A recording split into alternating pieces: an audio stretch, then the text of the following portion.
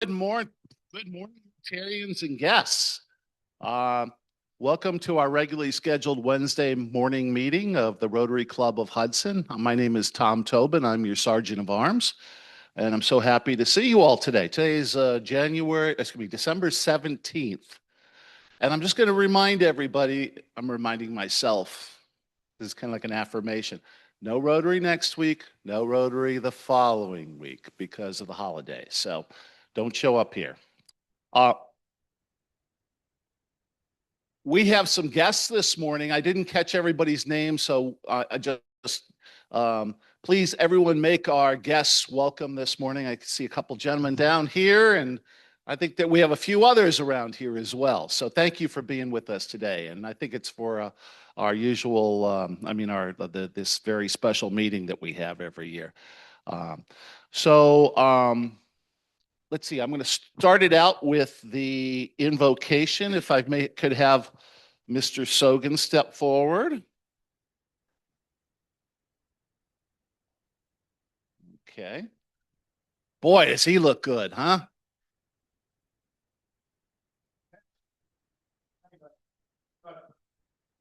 Wasn't a computer guy our latest efforts, but Jimmy always had this so you could recognize some of the names that are on there for current members and the ones that are past.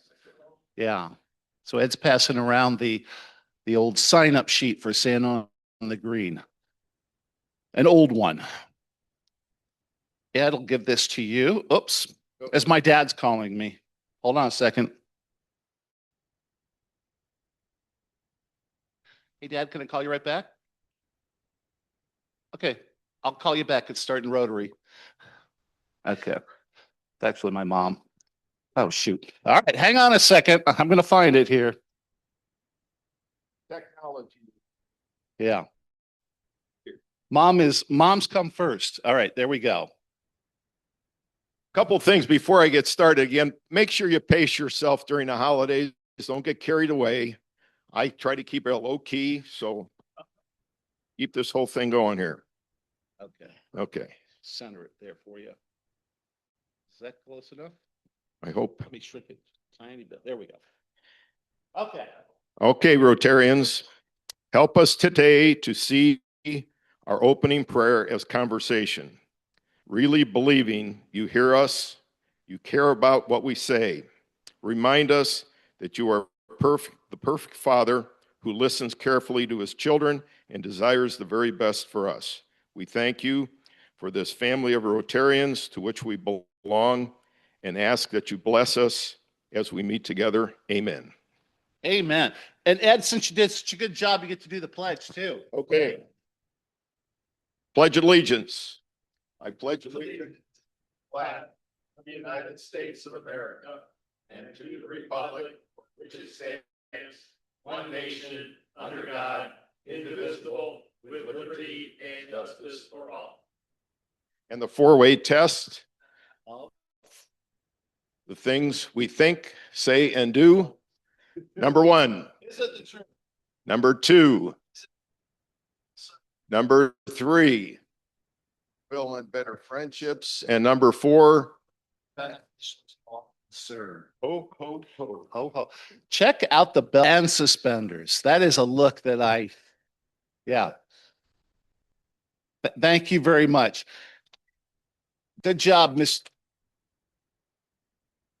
I don't think I have anything else, so if you'll welcome President Keith to the podium here. Sir. Thank you, Tom. Good morning, everybody. Hope everybody's having a good start to their day. We have an exciting program waiting us, but we have a few things to take care of first before we get to our presentation. First of all, I want to announce that we will be having the foundation board meeting immediately after this meeting out in the dining hall. All are welcome to attend. So again, we will be having our foundation board meeting immediately after this meeting here. Also, I want to remind everybody that this month we are still collecting, non-perishable food items, hygiene products, money for the Hudson Food Pantry. So again, thank you to Terry Bortnick for putting that together. You can bring your donations either to Terry at her office, or my bank, Northwest Bank, does have a drop-off box that you can take any of these items to help some individuals who are in need this holiday season. So again, let's have generous hearts and see what we can do to help out those in our community that are less fortunate. I also want to take a moment to thank all of the bell ringers that participated last week at Acme, ringing the bell to raise funds for the Salvation Army. Can I have everybody stand up who participated? All right, round of applause. Thank you, everybody, for your time and your efforts. Okay. All right. Sounds good. Thank you, Jim. All right. Now I have something really, really fun to do here today. We are going to do an induction of a new member. So can I please ask Sue and Cindy to come on up?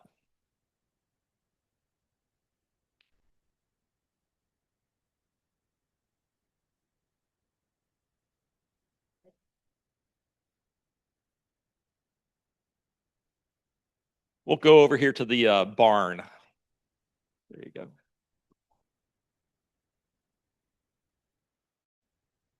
So does that mean we're going to get a picture of the donkey? I think so. You can pick whatever barnyard animal you want to get your picture taken with today.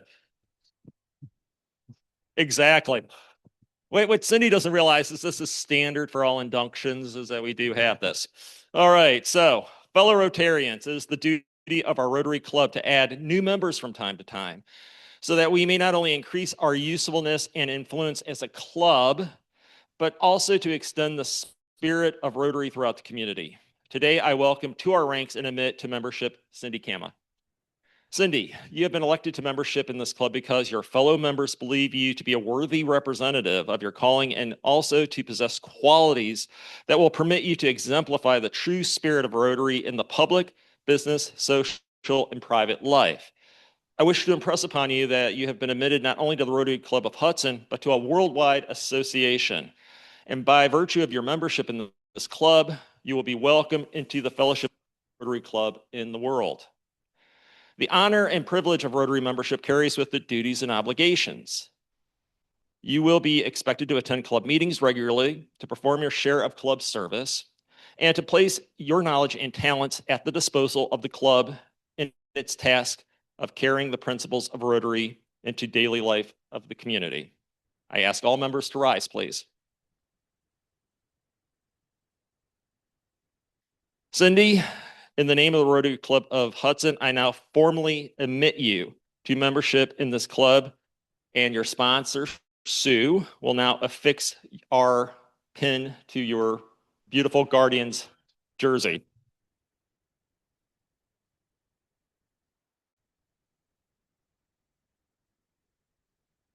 Fellow Rotarians, I commend you our newest member, Cindy Kama, who has been loaned, well, I don't know that part there. We'll just pass up that one. I charge you to welcome her. So again, round of applause. I wasn't really sure about this part, classification of whatever. So again, thank you. Congratulations. You want to say a few words? Don't have to be shy. Just tell us a little bit about yourself again and just a couple of quick words.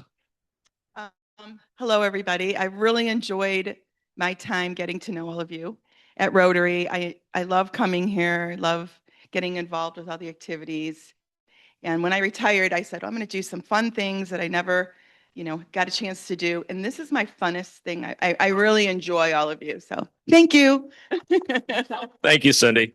And Cindy, you've been a fantastic member so far. I mean, just even not being formally inducted, you've been so very active and so welcoming and so engaging with everybody. And I want to thank you very much.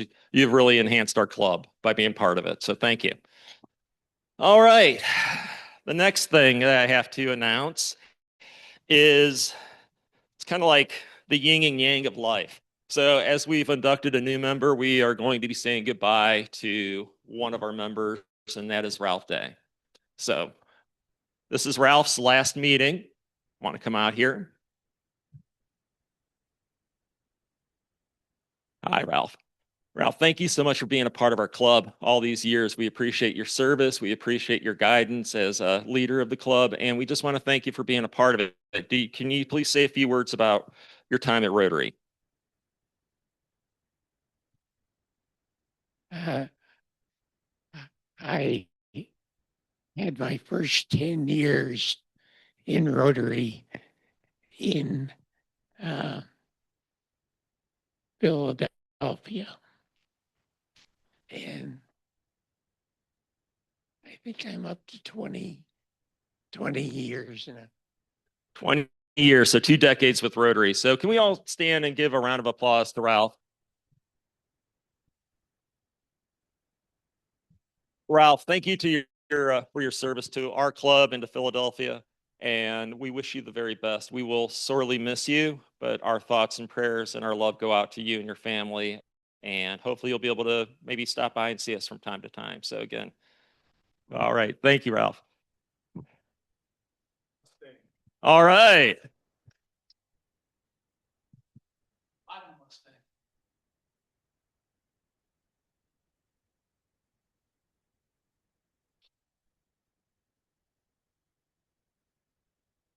I also want to mention the unfortunate passing of Ken Fogel. I think a lot of us know who Ken is. He was a member of the Chagrin Valley Club, and he was part of the Gift of Life program.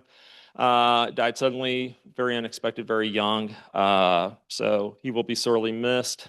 We were very active with Gift of Life, obviously, through our activities with the gala. So if we take a moment to recognize his life and the loss that we now endure with him being gone, and say a prayer for him and for his family.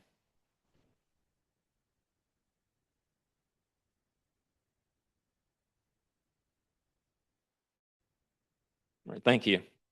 I would also like us to keep Ron Strobel in our thoughts. I know he has been ill. Last couple of weeks he went on a cruise and unfortunately picked up a bug or something while he was on the cruise. So I believe he's doing better, but again, he's been under the weather. That's why we haven't seen Ron lately. So again, let's make sure that we are keeping Ron and his family in his prayers. I believe his wife's doing better, so hopefully. So again, let's keep this holiday season, let's say an extra prayer for Ron and his family. So with that, I would like to move into our presentation. We're very excited. So Jim, come on up. You can do the introductions. Good morning, Rotarians, and I will keep this brief. Oh, forgot my notes. All right. I have really cut this back in the past. Yeah, in the past. And really, we're really blessed to have Bob this morning, Bob DiBiasio from the Cleveland Guardians. I've gotten to know him a little bit over the years. He's a better golfer than I, and he is left-handed. So it's kind of fun to play with him. But for the most part, he's a great family person. He's a great educator. He's a wonderful from a personal and professional life. The advancements that he's made, but he also gives back. For example, he has received the Mel Harder Distinguished Service Award for Community Involvement in '97, inducted into the Lakewood. There's a Lakewood guy back there. The Lakewood High School Distinguished Alumni Hall of Fame in '99. He was a '99 recipient of prestigious Robert O. Fischel Award for Public Relations Excellence in Major League Baseball and received the ALS Cleveland Chapter Lou Gehrig Iron Horse Award for Community Service in 2009. Just a little brief summary of Bob, and let's welcome him with a round of applause, Bob DiBiasio. Thank you, Jim. Good morning, everybody. Always a treat on a cold winter day to talk some baseball. What I normally have done, we show a quick video and then I'll run through a PowerPoint. We'll do some question and answers, but I have to salute Alan in the back. Alan is a resident here and we met briefly. My father was in education for over 50 years in the Lakewood schools. And Alan was a student of his very first year at Lincoln Elementary School. And so we had a chance to meet up this morning. Education was a very important, obviously, element in our family life. My father was a teacher and a coach, and again, almost 50 years in the Lakewood schools. My oldest brother, 6 years older, spent 30 years as a college president in the state of Ohio. He spent about 13 years as the president of Wilmington College, and then 17 years as the president of Ohio Northern University, just recently retired. My brother Tony, middle brother, 3 years older, was a counseling psychologist, ran the counseling program for the Fairview school system, was a teacher and a football coach at Fairview, had a private practice, and taught at BW, was an adjunct professor in counseling psychology. And I went into sports. So that's how it worked at our family. So we're gonna show a quick video that talks about this crazy season of ours, and then we'll get into a little bit of discussion about your favorite baseball team. So if we can roll the video, please.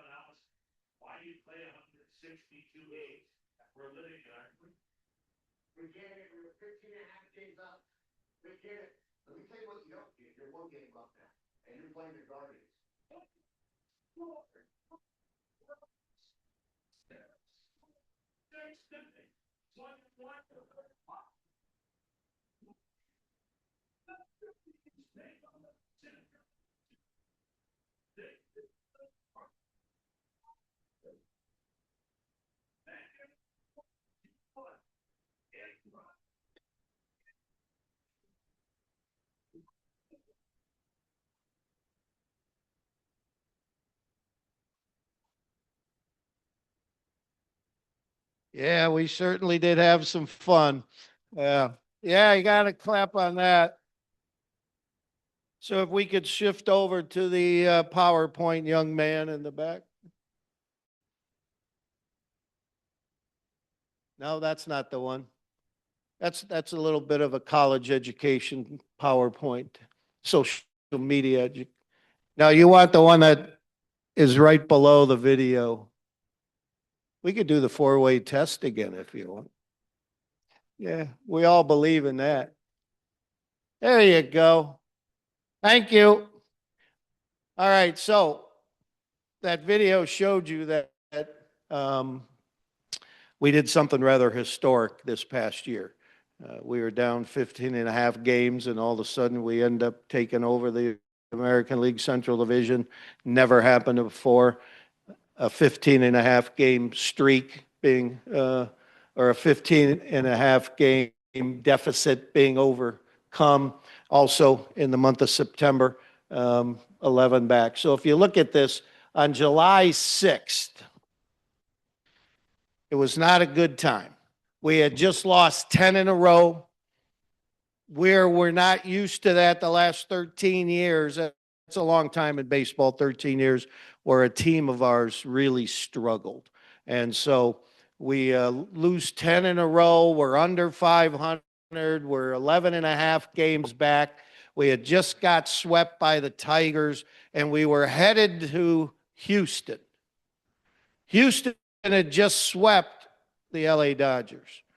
And that Monday morning, Houston was ranked as the #1 team in Major League Baseball. The Dodgers were second and Detroit was third. And we've lost 10 in a row. So we're thinking, okay, this whole season's going south, unfortunately, and we aren't used to this. We go into Houston and we sweep them. And we go on that road trip and go crazy. And all of a sudden, the next 32 games, we go 23-9, and now we're above 500. We're sneaking back into the American League Central race. And then we go and stub our toe again. And so team streak in full force here. So we lose 9 of the next 10, and we're 12 and a half games back on August 25th. Then for some reason, the calendar turns to September, and our front office, and I kept telling Chris Antonetti and Stephen Vogt they were absolutely genius, that we decided to go to a 6-man pitching rotation. Doesn't happen in baseball. 5-man rotation. Back in the 50s, it was a 4-man rotation. For those of you who grew up with Feller, Wynn, Garcia, and Lemon, the big four, it was a 4-man rotation. Then it turned into a 5. For the first time in baseball history, a team had a 6-man rotation. And we rolled in because all the kids in our starting rotation had pitched more than they've ever pitched before. And we had to watch their workload. We didn't want to blow out their arms. We didn't want injuries. So that was the real reason, not that they thought this was going to be the move that was going to turn us into going where we were on September 4th, 1 game under 500, 11 back.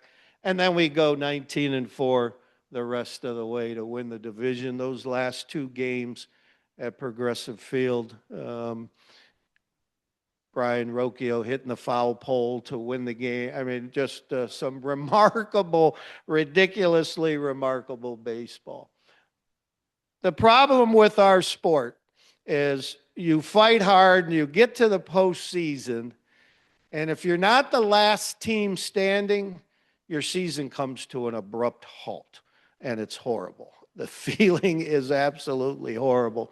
So Paul Hoynes, who's going into the Hall of Fame, for those of you who read Cleveland.com, read the Plain Dealer anymore, for those, I think this age group might still try to read the newspaper. It's not as common anymore, unfortunately. But for 40 plus years, Paul Hoynes has covered the Cleveland Indians and the Cleveland Guardians, and he was just announced last week that he is going into Cooperstown as a Lifetime Achievement Award winner by the Baseball Writers Association of America. And he wrote this at the end of the year, that 2025 was as remarkable an achievement as devastating in its disappointment, because we didn't go further. And we thought we were good enough and were riding high that we could have extended our time in October. But pro sports, the higher the stakes, the lower the lows, and the higher the highs. That's just the way we live. It's, as they say in the movie The Godfather, it's the business we have chosen. Since our ballpark opened in '94, we've won 13 Central titles. We've been to the postseason 15 times. You know, again, that's the 5th most in all of baseball. Last 13 seasons, and we'll talk about this a little bit more. There's only 2 teams in baseball that have won more games than us in the last 13 years. We've had 11 winning seasons, and we've been to the postseason 8 times. How do we go about doing it? It's just like your businesses.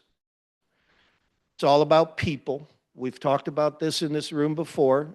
You never tire of talking about the important elements of business, and it doesn't just relate to the sports business world. It's all of us. What's the most important thing? It's the people that you acquire that work in your business. So the acquisition of talent is vital to success, of course.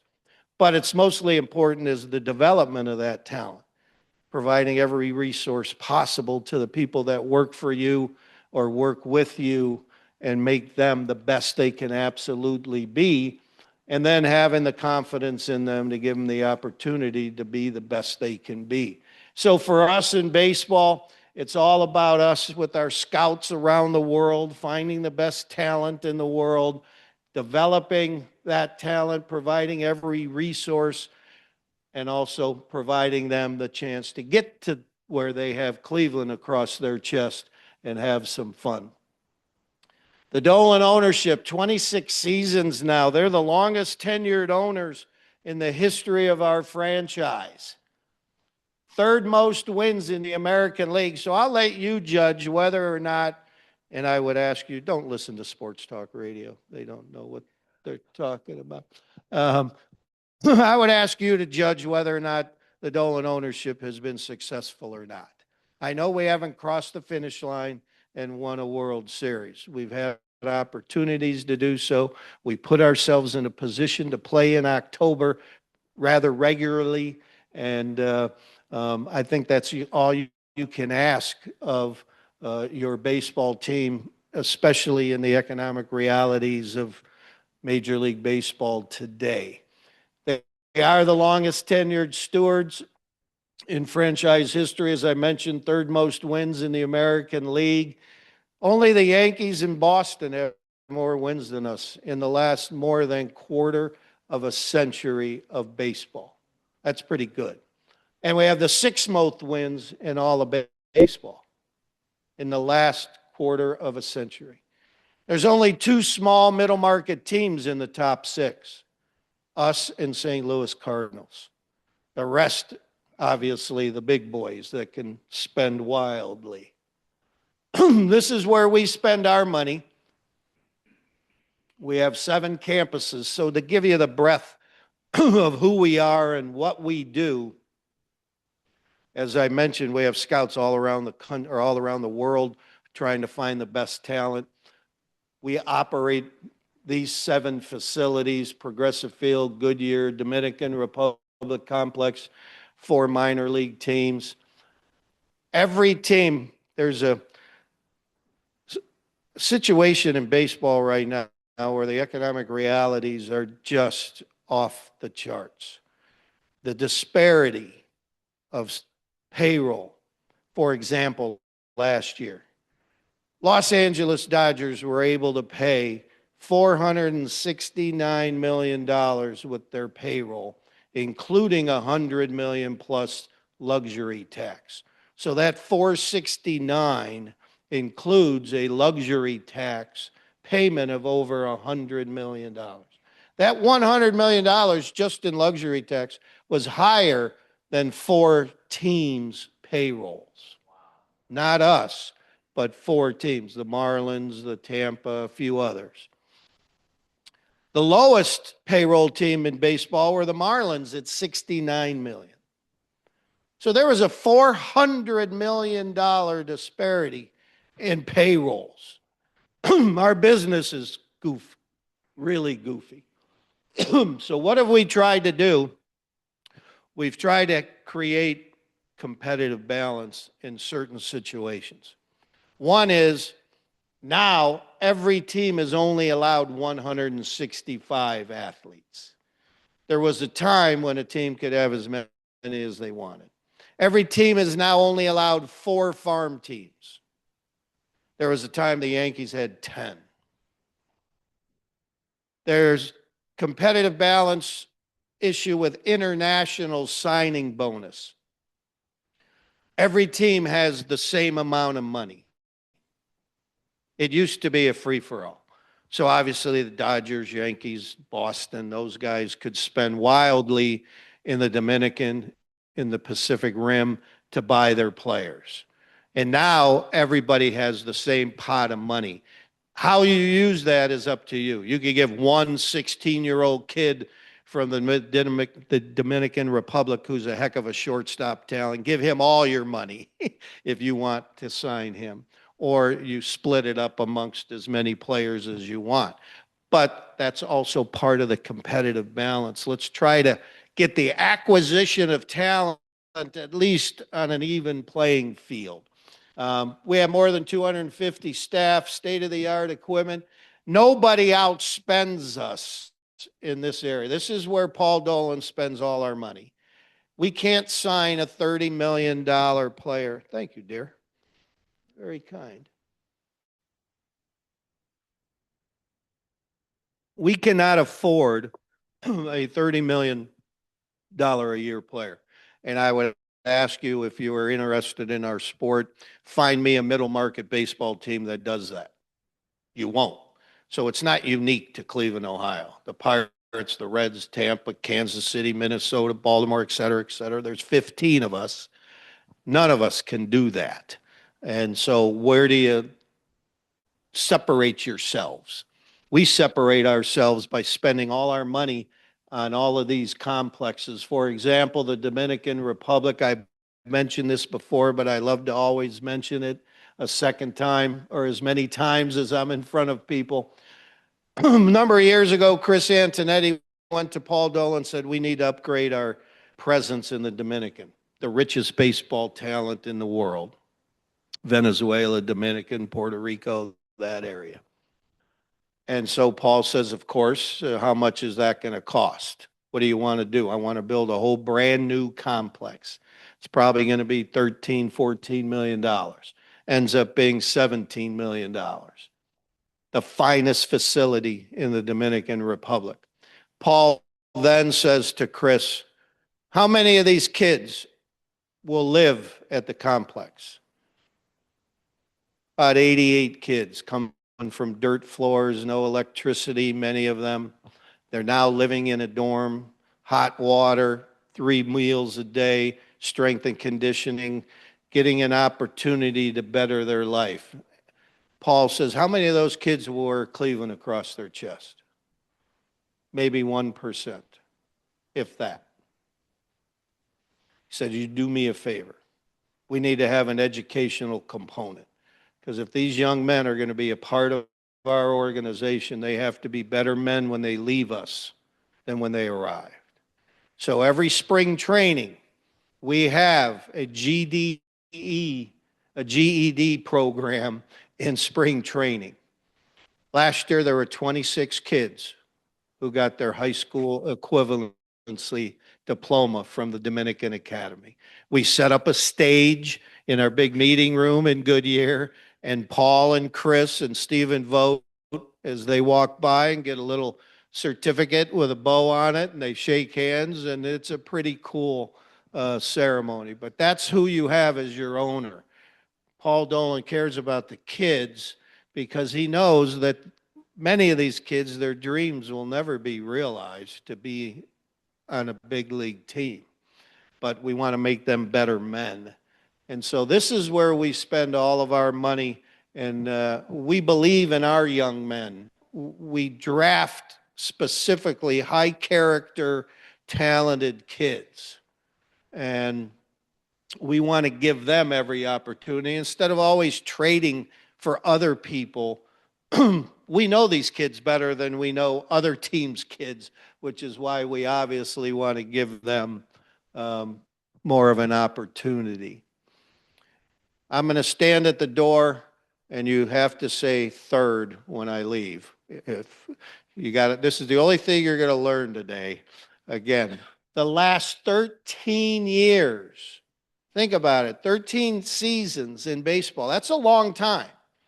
Only these two teams who spend $1 gazillion. This disparity between us and the Yankees, if you look at that, not much over the last 13 years. They've spent over $1.5 billion more on players in 13 years than $1.5 billion more than us to just get that few of wins than us. So we must be doing something right.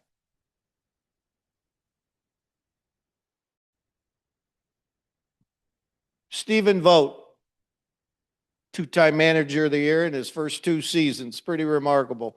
He's just turned 40 and has 2 manager of the year awards given to him. he has a remarkable sense about him that reminds guys like myself and Hammy, who last summer got inducted into baseball's Hall of Fame as the broadcasting excellence, and we had such a fun time in Cooperstown last July, helping Hammy and his family enjoy an incredibly special moment. And we've talked about how the similarities between Stephen Vogt and Tito, it's remarkable about the levels of leadership that they show. One thing I have to share about Tito. He had realized that he needed to take a step away from the game physically. And so he went to our guys in his final year in June, July, and said, I'm going to have to step away. He had managed 21 or 22 years of a 24-year period. It just beat his body to hell. I mean, he just had to relax, take a breath, get away from the stress. It just beats up the insides of your body and the daily stress that these guys are under. And he had done it, as I said, for decades. And he could have easily told our guys in October or November that he was done. But he told our guys in June, July, which gave them an opportunity to get a head start on who would be our next leader in our dugout. And with that, our guys were able to do an extensive search. And we think we found the right guy in Stephen Vogt. Just a remarkable guy. Again, the three things in leadership that I firmly believe Stephen Vogt has that Tito had. First and foremost, he's incredibly authentic. He was a catcher for 10 years in the big leagues, two-time All-Star, didn't reach the big leagues till he was 27. So he played from 27 to 37. He retires at the age of 38. He's a bullpen coach. At the age of 39, he's our manager in 2024. So his ascent was pretty quick to become a big league manager. It was a risk, but the man is incredibly genuine. He's authentic. I think we've all dealt with it in our lives in business. If you work for somebody who tries to be something they're not, there's no trust. There's no trustworthiness in any of that. You have to be authentic in who you are when you're a leader. The second thing you need to do is in our sport, you have to, in most places, you have to embrace individuality. We don't care if you have blue hair. We don't care if you wear chains. We don't care if you wear lime green spikes and armbands. As long as you're respectful to the game of baseball, to your teammates, and to yourself on how you go about being a professional athlete. If you do all the things that we ask, and Tito only asked, Stephen's pretty much the same way, show up on time and give it your all. And give it your all, there's a whole laundry list of what's that mean. That means sleep right, eat right, treat your teammates right, all the things that will make you become a better professional athlete. So, but embracing an individuality, not everybody has to be the same. That's not how they have in their own heart how they became a big league player from California, Florida, North Carolina, Japan, Dominican Republic, all different cultures and people. You can't turn all those people. We have 5 different countries represented on our roster. So how do you try to make all of them one person? It doesn't work. But you can make them all care about the team concept. And then lastly, what we are all about, and you're all about, is service to others. A true leader understands they're the last person you should think about is yourself. You need to have service to others. You have to care more about your players and the guy that's watching the door outside our clubhouse, the clubhouse guys. You have to care about them more than you care about yourself. And that's what Stephen Vogt does. And we see those similarities that he had with Tito, who will be a Hall of Fame manager when he decides to retire. We're watching a guy in Jose Ramirez do some remarkable things. I'll let you read this while I take another sip, but just take a look at what he has done in his career.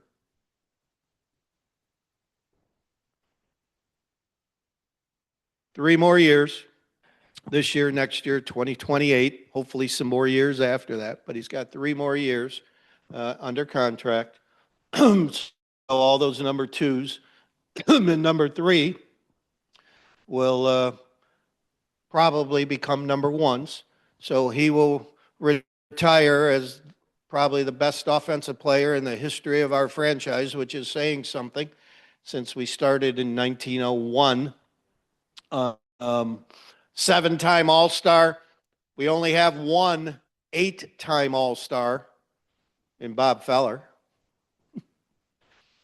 6-time Silver Slugger Award winner. We only have one, him. So it's just remarkable. And it shows you, to me, one of the greatest things. The guy's about 5'11", 190. He's not Aaron Judge at 6'7", 240, or Shohei Ohtani, who's 6'4", 6'5", 240, or Judge is probably about 270. They're not these big mashers that go crazy, and he's 5'11", 190, and he does this. It's just an incredible athlete, how he takes care of himself. He's a leader in our clubhouse, and just a remarkable guy. I will say, because a lot of people ask about him, how come he doesn't speak English, right? It's the first thing. Well, he does. If he sat in this room with us, he'd sit here and we could have a half-hour conversation in English with him. But when you put this, the guys who aren't 100% confident in their ability to speak a second language because of our phones, he trips up, it's on social media, and he looks like a fool. They just don't want that in their lives. They get scared, and we try to tell them he's good enough, but they truly are afraid to be laughed at. And I'll tell you a quick story. Sin-Soo Choo, remember him? Played for us from South Korea. Was learning English, and we didn't have translators back then for a guy like Sin-Soo, and so he never did interviews. And finally, he gets a game-winning home run, and he goes up to Katie Witham, was the sideline reporter, and not Andre Knott at that time. And he goes up to our PR guy, Bart Swain, who's on the field coordinating those interviews. And he walks up to him and he whispered to him, he goes, "I'm ready." And Bart say, "Really?" He was more happy with the fact that he did a post-game interview in English than that he won a game for us, hitting a game-winning walk-off home run. It was one of the coolest moments because these kids, they work hard at it. They just don't want to be made fun of. The story of 2025 is we really needed, when we started the season, to find a rotation. 2024, we struggled for the first time. We're a pitching factory, and for the first time, it stubbed its toe. And a young rotation emerged. They were 4th best in the American League in the ERA, and number 1, 888 innings pitched. The thing that Carl Willis, Stephen Vogt, everybody involved in our coaching staff with the pitchers, we asked our young guys, because our bullpen was overtaxed in 2024, we needed them to pitch an extra inning or two, go out there and throw a good dominant 6 innings get into the seventh inning for us, so our bullpen isn't overworked. And they took that challenge to heart. And as you see, they had the most innings pitched. Cade Smith, he was put into a really weird situation when the shameful Emmanuel Classe got in his trouble, and it's absolutely shameful what he has done to this franchise, to his teammates mostly, in the betting scandal. It's just never thought we'd experience anything in that realm. It's just horrible. And all of a sudden, this young kid gets thrust in to being the closer of a team that's in the midst of trying to get back to the postseason. His first outing, the day that it was announced that Classe was being suspended, he had to close out a game and he blew it. And then from then on, he was pretty remarkable. If you look at his 30 appearances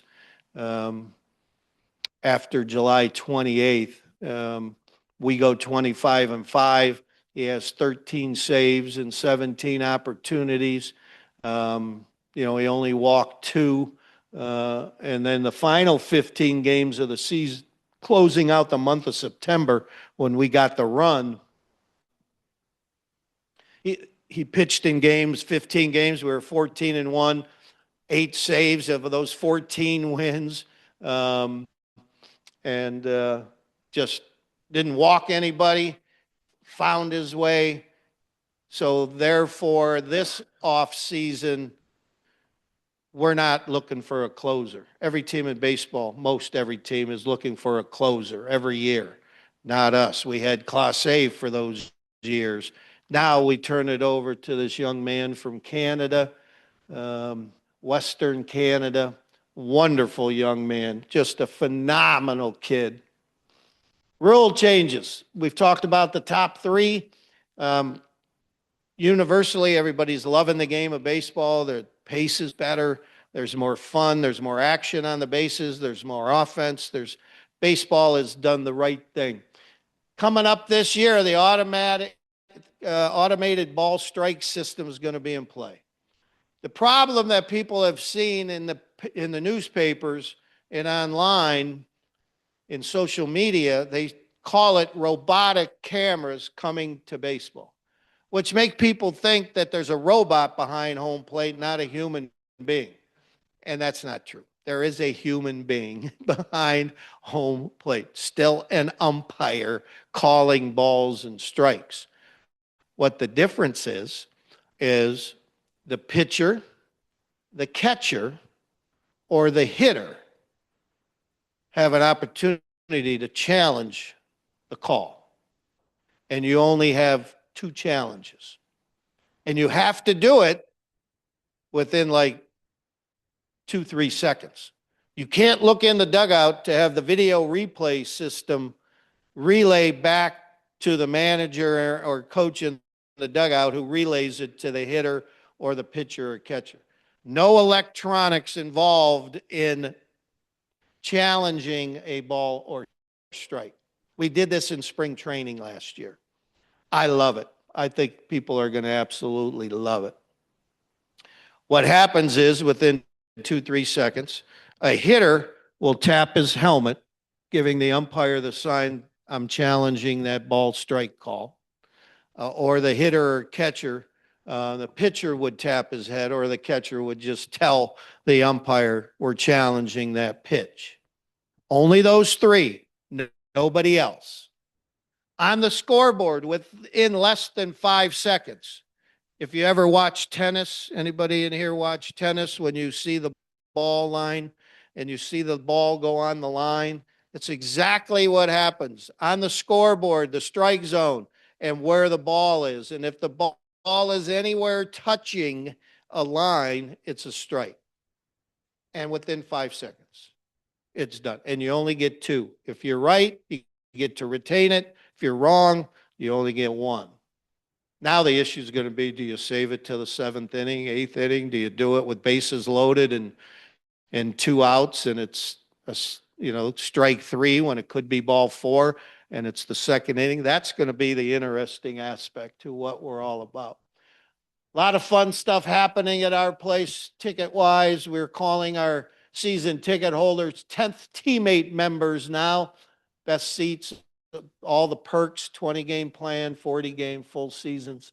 The six packs starting as low as $99 if you have a son, daughter, grandson, granddaughter, niece, nephew. You want to buy something really fun for them as a stocking stuffer for $99.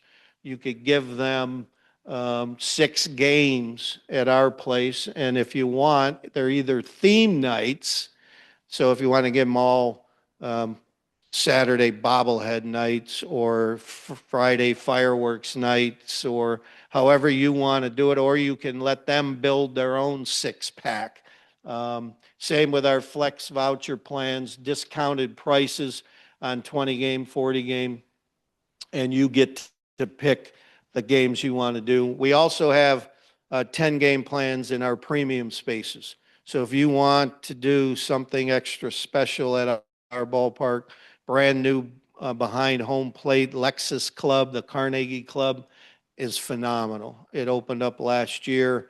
You can buy a 10-game pack.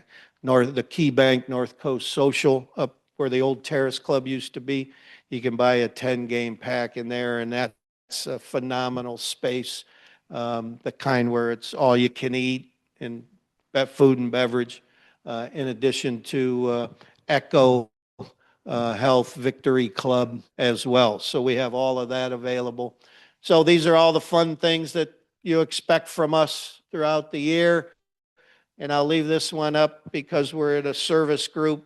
You're all involved in community efforts.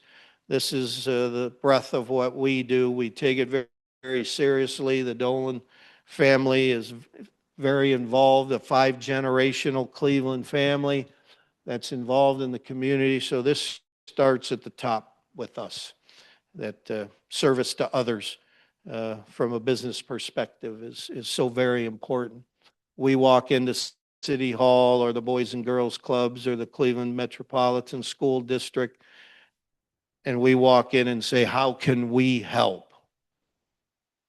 It's not what can you do for us? It's how can we help? Most important thing about community service I've learned, and this is coming up in 2026, will be my 48th season in Major League Baseball, my 47th with us. I spent a year, I got fired one after 6-7 years when our owner died, Mr. O'Neill. Went down, was the PR man of the Atlanta Braves. And then when Dick Jacobs bought the team, I was able to come back. But what we do in terms of service to our community, it's deeply felt by everybody in our organization. So I'll leave this one up and we'll do some quick questions. Not sure when we have to get out of here at 5 minutes or so. About 5-6 minutes. And yeah, question in the back.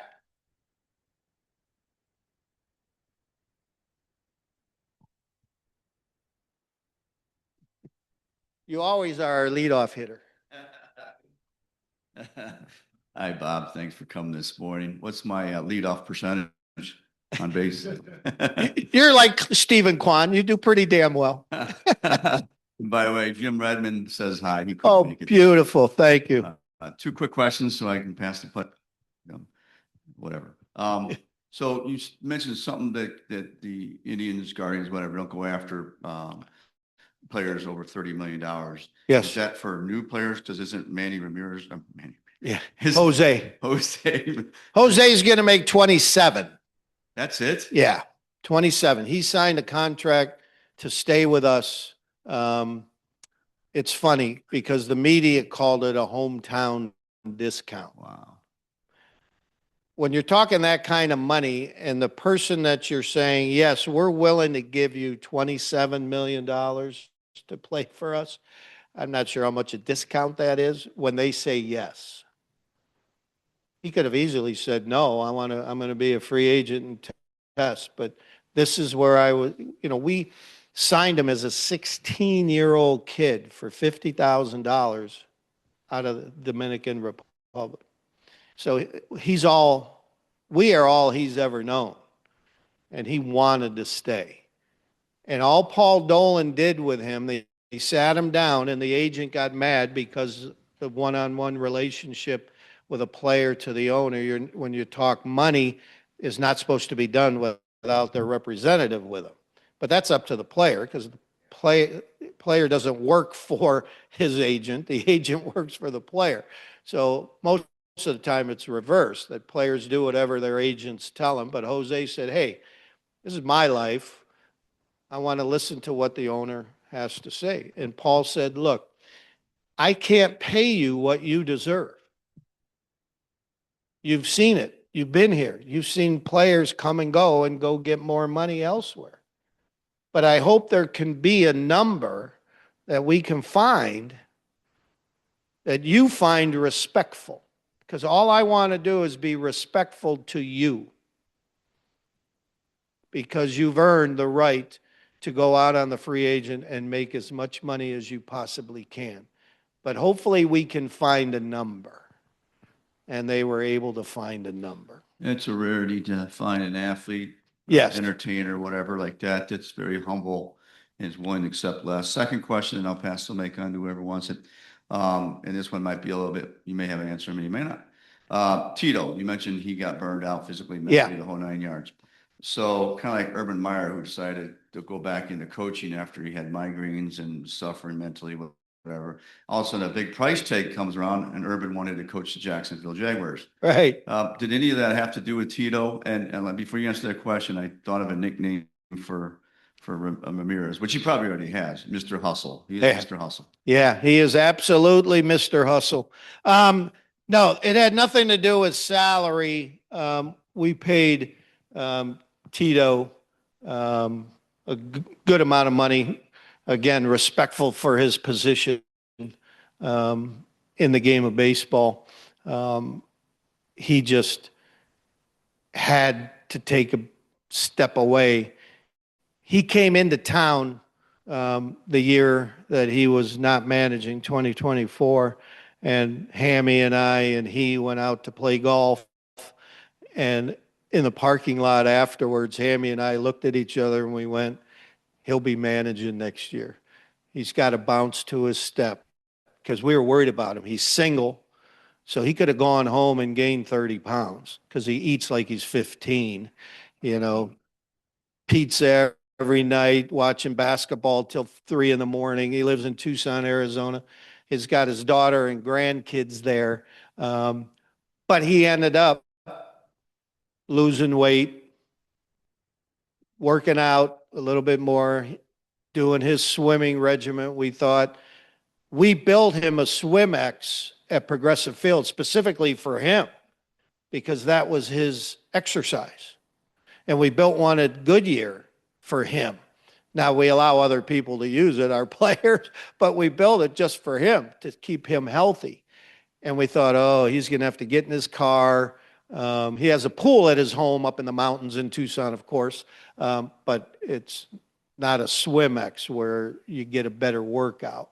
And so would he get lazy and not get in his car and go to a place? And he did. And we said, okay, good, that he really took to heart that he needed to work on himself. And therefore, he got the itch. And then Marty Brenneman, the old announcer of the Reds, and he are best friends when he played for the Reds.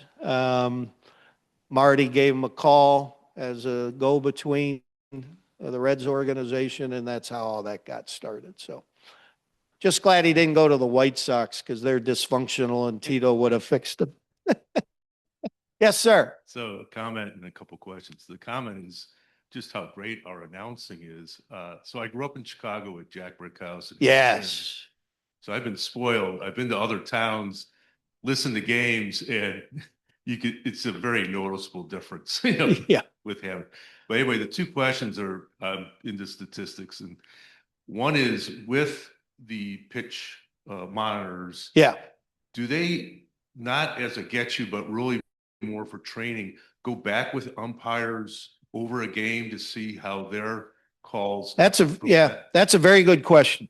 If you're interested in that at all, on your phone, on X, Twitter, there is an app called Umpire Scorecard. Hmm. Every home plate ump of that night is rated. And they'll tell you out of the 165 or 200 pitches, how many they got right and wrong, break it down balls and strikes, what the general percentage was. If they get 94, 95% or above, they did a really good job. Very rarely is a umpire get 100%, get every call right of 165 to 106. But if you like it, so it's Umpire Scorecard. So Google, get on your phone and play with that on Twitter. You'd find it fascinating. Then they do the 5 most impactful calls. Oh, that's cool. So 2 men on, 2 outs, third strike was called a ball. I mean, it's really an interesting. Wow. Yeah, it's a pretty cool. Now, the one thing you have to understand, one of the things in baseball right now, interestingly, is television is trying to figure out if they're going to put the box on the screen with this automated system. Because that box you see on TV is not the strike zone. It's it's just a graphic to enhance viewership, but it's not the real thing. And now that there's automated strike zone and the ball is outside the strike zone, but somebody doesn't challenge it, you're like, how come he didn't challenge it? Well, it's not the true strike zone that they're showing on TV. So there's actually a push to go to Fox and ESPN and everybody, MLB TV, to not use it. It's just not. It's going to confuse the issue. So last question. And then the other one is, I'm sure the situation with Class A wasn't on your bingo card or anyone else's, but I'm just wondering if now that you're aware that situation could exist, if you use statistics at all to sort of just make sure that pitchers are not going off of their usual, what would be predicted for their pitching. Well, before the Class A, again, shameful. It's just unbelievable. The oddity of all this. How do you do that to your teammates? Incredibly selfish and shameful. But prior to this, trends, that's all part of the statistical analysis, because you don't want to be predictable. The last thing you want as a pitcher is the other team who's doing all their statistics and analytics is to know that in a certain situation, you absolutely throw this pitch in this area, this specific kind of pitch in this area, because the hitter is being told from the dugout, here it comes, get ready. And so, we use statistics to keep guys from being so predictable. We expect to be good next year. We expect to win our division. We expect to get back to playing baseball in October. The one interesting thing for us, it's probably going to be a quiet offseason, because we want Chase DeLauder and we want CJ Kafis and we want Kyle Manzardo. We want a lot of our young guys to get 500 at-bats. How do we know if our own guys are any good if we don't give them the opportunity, which was on one of the slides? We need to give our own players that we believe in the opportunity to show us they belong and can be impact big league players. So it's going to be an interesting season with a lot of young, energetic kids trying to make their way in the big leagues. And we'll still pitch the ball well. We'll have a good bullpen. So we'll have some fun down there. So come and see us as often as you can. Thank you, everybody. Bob, thank you very much. always a highlight of the year is to have Bob come out and tell us what's going on with our Guardians. And I was very moved by the fact that the team invests so much in the young men down in the Dominican Republic. I think that's fantastic. And, all right, so we are coming to the conclusion of our meeting. I don't see that I have the Rotobuck basket. Did we not have one today? All right, so if I don't do the Rotobuck, it's not because I forgot about it then. So I feel good about that.